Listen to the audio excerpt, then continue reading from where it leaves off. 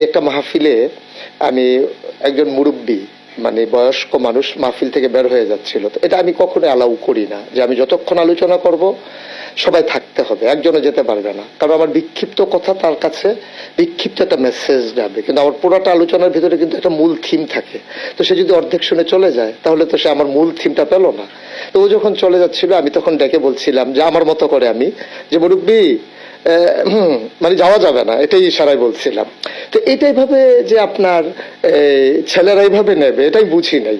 তো এটার ভিতরে ওরা একটা আনন্দ খুঁজে পেয়েছে, এবং সরকারের বদল হওয়ার কারণে এখন যে সমস্ত মানুষগুলো মুরব্বীর কাতারে ছিল যারা যখন পালিয়ে যাচ্ছে সেখানে ওই কথাটা চলে যায়, এটা যায় প্রসঙ্গক্রমেই যায়।